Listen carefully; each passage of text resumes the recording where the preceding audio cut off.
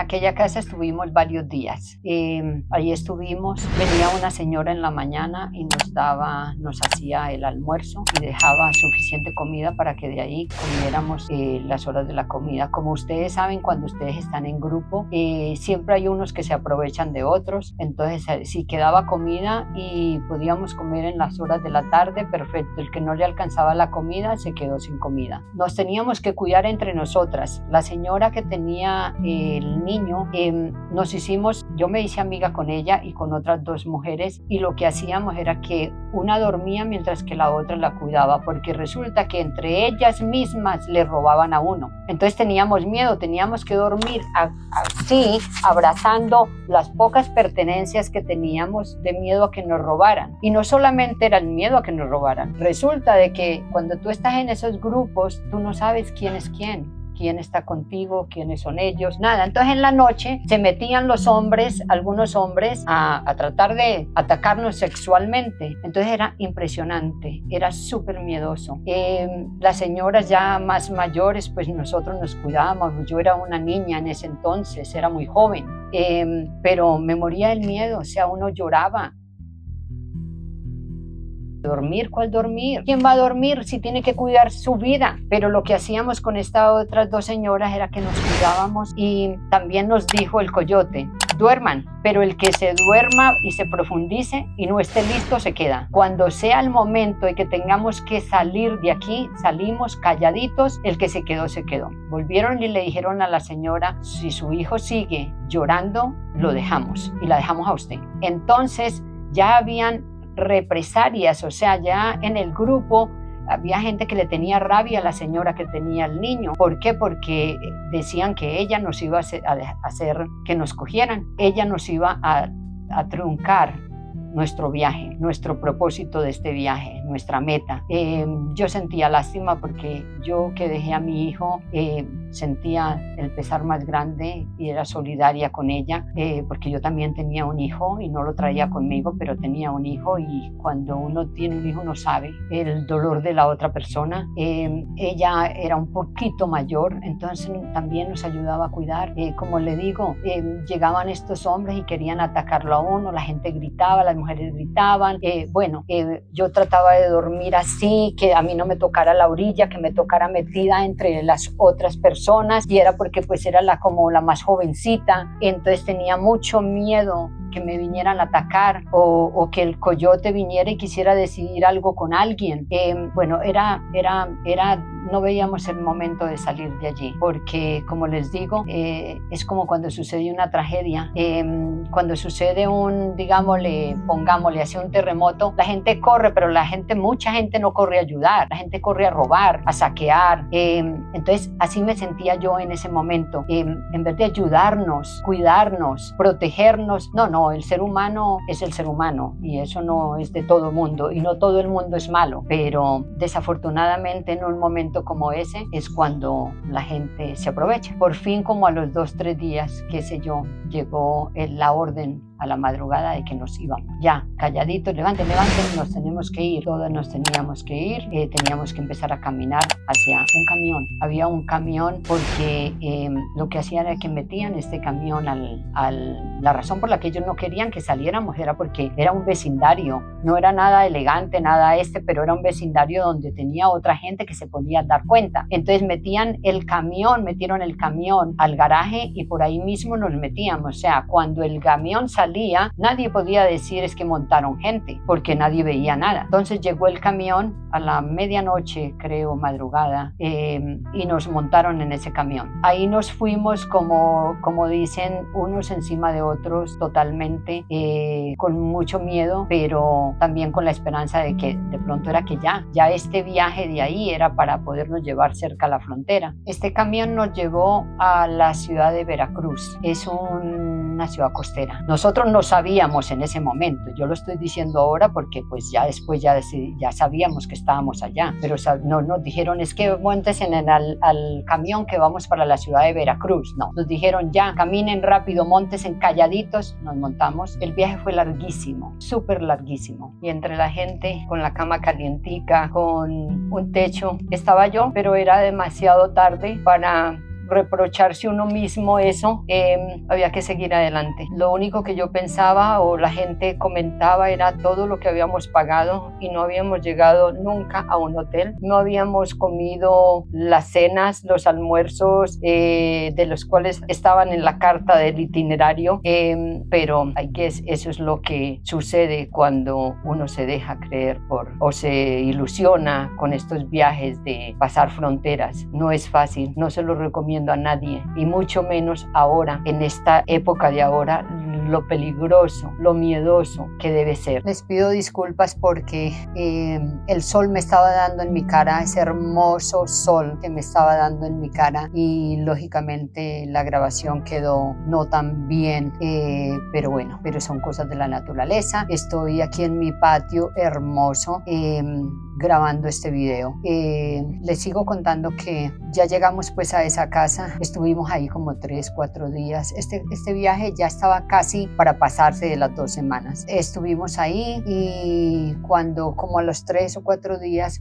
en la noche llegó un coyote a hablar con el coyote que nos cuidaba. No sé para qué nos cuidaba, porque cuando habían problemas dentro del grupo él no se asomaba, a él no le importaba. Entonces, pero era el que estaba allí. Entonces llegó y habló con él y escuchamos, porque todos teníamos que estar atentos a saber qué iba a pasar, porque si en cualquier momento la señora del niño me dijo, si en cualquier momento escuchamos algo de que nos van a violar o nos van a matar, tenemos que huir, no sé, tenemos que irnos de aquí, me dijo a mí y a la otra a las 3 que nos hicimos amigas. Pues cuando ella habló de matar, yo me puse a llorar porque ¿cómo así? Yo no entiendo. Si supuestamente es gente responsable, es gente, pero aparentemente ella sabía algo que yo no sabía, de cosas que habían pasado antes, pero en medio de mi ignorancia, inocencia, no sabía. Entonces el coyote que llegó en la noche, todo esto lo hacían en la noche. En el día no se veía salir a nadie de las casas porque no querían ser vistos, no llegaba nadie. Lo único que llegaba era la señora con los tacos, qué sé yo, los tamales, tacos que nos daban.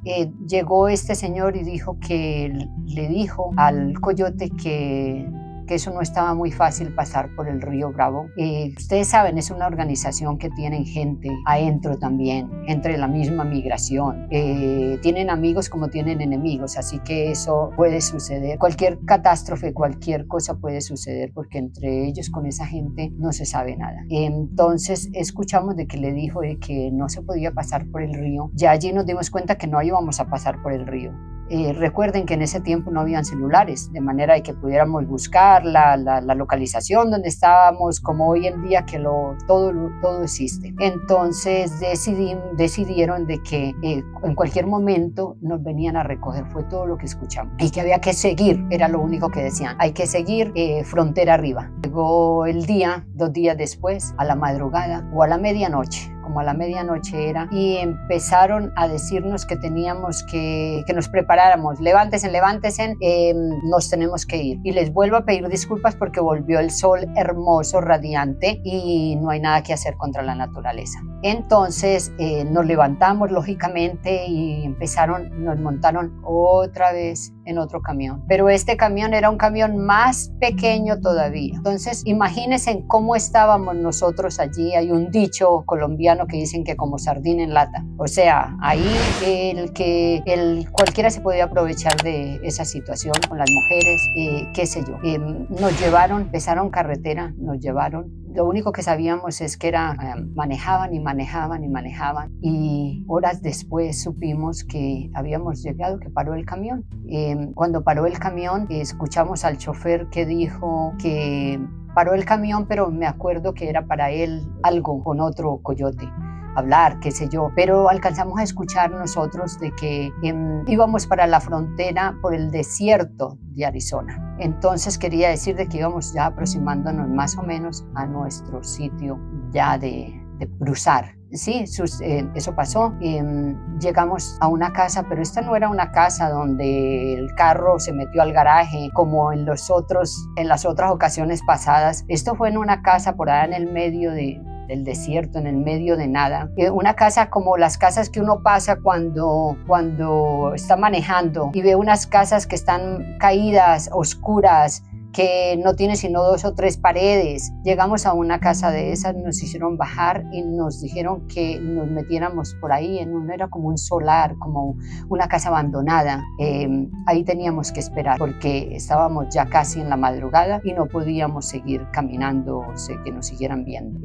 Total, ahí el coyote traía una bolsa con los benditos tamales, que son muy deliciosos, por cierto, pero en ese momento cuando tú comes tanto tamal y tamal y tamal y tenías la mente pensando en cuándo será que me como algo delicioso, una carnita, entonces no te quejas, pero rezas porque cuándo es que me van a dar la comida que me merezco por la que yo pagué. Bueno, eso no sucedió, eso no existe. En ese momento ya ni importaba si nos daban comida o no nos daban comida. Queríamos era que llegara el momento de pasar esa frontera y cada uno irse a su destino final. Recuerdo que ese día todo el mundo tuvimos que estar allí en esas 2, 3 paredes que habían escondidos allí como ladrones, como traficantes, y no éramos traficantes, lo único que queríamos era pasar la frontera.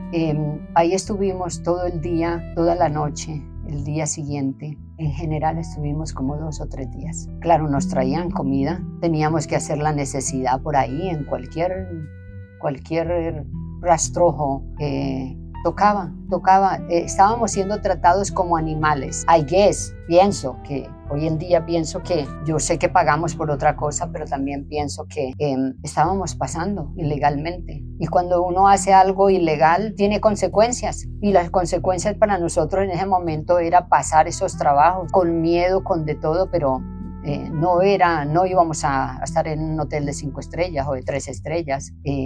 Bueno, entonces ya vino otro coyote y dijo, como al tercer día, al tercer noche, vuelvo y repito, todo se hacía de noche. De día no se escuchaba nada y nos decían, como estábamos en una casa tirada, alejada, que no había nada por ahí cerca, nos decían que si íbamos a hacer la necesidad todos calladitos, no podíamos hacer bulla, no habían servicios sanitarios, no había baño, no había nada. Todo el mundo olía a de todo. Entonces llegó el coyote y dijo que esa noche íbamos a empezar a pasar no la frontera, sino que nos iban a llevar. Ahí sí invocaron una pequeña reunión, un pequeño meeting, para decirnos que, muy calladamente, para decirnos que nos iban a ir llevando de a 3 o de a 4 y que teníamos que, ya no había comunicación con nadie, que teníamos que esperar donde nos dejaran, agachados en silencio en la oscuridad, porque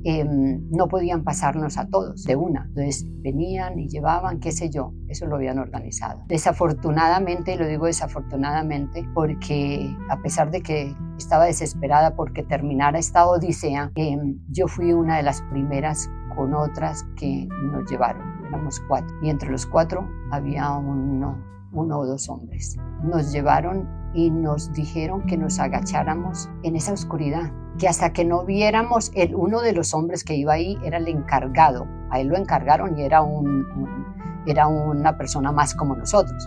A él lo encargaron que si veía la luz, todo se iba a hacer por medio de una linterna con una luz tenue. Entonces ellos mismos se iban a comunicar. Nosotros lo único que teníamos que hacer era quedarnos calladitos, agachados allí, y eso era todo. En la pequeña reunión que hicieron antes de que saliéramos, que yo estaba entre las 4 personas primeras, y también tenían entre de los de nosotros tenían 2 hombres. Nos dijeron, al que cojan tiene que decir que venía solo, que él llegó solo a la frontera, no puede hablar ni una palabra de la organización. Y recuerden, nosotros no teníamos documentos, no teníamos nada, así que no teníamos pruebas de quién eran ellos. Bueno, si alguien se enferma, pues se queda. Si a alguien le pasa algo, calladito, se lo tiene que aguantar. A la señora del niño le dijeron, si ese niño llora, se queda. Señora, la sacamos a usted y a ese niño, no la llevamos. No sé cómo va a ser, pero tiene que controlar, no sé. Pero a ellos no les importaba. Entonces terminó la reunión y ya a la madrugada empezaron, ya un poco antes de la madrugada empezaron a pasar. Yo fui, como les dije, del primer grupito. Nos llevaron, eso era por el desierto, caminábamos por encima de unas matas, no se veía nada, uno no sabía qué pisaba. Llegamos al punto, al sitio donde nos iban a dejar ahí y nos dijeron que nos agacháramos, nos teníamos que agachar, casi que arrastrar ahí, calladitos. A uno de ellos del mismo grupo lo habían encargado y eso, toda la manera de comunicarse iba a ser con cambio de luces, de una linterna muy tenue, con la luz muy tenue, para poder ellos no tener que hablar ni nada. Pues era horroroso porque era súper miedoso. Estábamos en el medio de la nada, en el medio de la noche, de la madrugada, en el desierto. Como todos saben, hace frío en la noche y hace mucho calor durante el día. Ellos supuestamente se iban a comunicar fuera de las linternas con un silbido de pájaro. No sé qué pájaros inventarían en la noche, pero bueno, pero era con un silbido de pájaro, entre coyotes, lógicamente. Y entre los encargados que me imagino que dejarían en cada grupo, porque éramos varios, contando con los 10 colombianos y los otros 10 que creo que eran 10 de otras partes. Recuerdo que no fue 1 hora ni 2, fue pasando el tiempo y era un silencio impresionante. Recuerdo que amaneció y todos seguíamos ahí arrastrándonos, todos estábamos allí. Llegó alguien de ellos, de los coyotes, arrastrado por la tierra con una bolsa, con unos refrescos, pues que teníamos que, no era un refresco para cada uno o un agua, no, era un refresco, un botellón que teníamos, una botellita grande que teníamos que compartir entre todos, porque supuestamente íbamos a tener que estar allí todo el día. Alguien trató de preguntar con baja voz qué pasaba, qué había pasado, que no habíamos pasado anoche, y el coyote lo único que dijo: no hagan preguntas, quédense hasta nueva orden. Y ya, así nos tocaba. Entonces, lógicamente era miedoso, y sobre todo cuando empezó el día, empieza el calor tan horrible. Y todos estábamos con ropa oscura porque lógicamente no podemos estar con ropa clara. Entonces no sabíamos, estábamos ahí esperando a ver qué iba a pasar con nosotros. Antes de salir habíamos pensado todos que ya había pasado lo más duro, ya pasó lo más duro, ahora empieza lo más fácil porque solamente la pasada. Qué tan equivocados estábamos, súper equivocados. Quiero comentarles que en esa época no teníamos muro fronterizo como hay ahora. El muro empezó con el gobierno de Bill Clinton en 1994. Para la época en que yo pasé no había muro, existía un alambrado. Entonces el alambrado dividía, esta es la parte de México y esta es la parte de Estados Unidos. Aquí hay una carretera. Donde nosotros estábamos en este lado de acá no podíamos ver nada. También quiero decirles que el desierto, como ustedes lo saben, está lleno de cactus. Y resulta que tenían un cactus que, tenía diferentes especies de plantas, pero todos eran cactus. Los cactus, como todo el mundo sabe, tienen las espinas esas. Así que no importa, uno en el medio de la noche, de pronto en el día uno podía evitar un poquitico, sin moverse mucho, que no lo rayaran, que no lo cortaran. Pero están por todos lados y era lo único que teníamos para escondernos.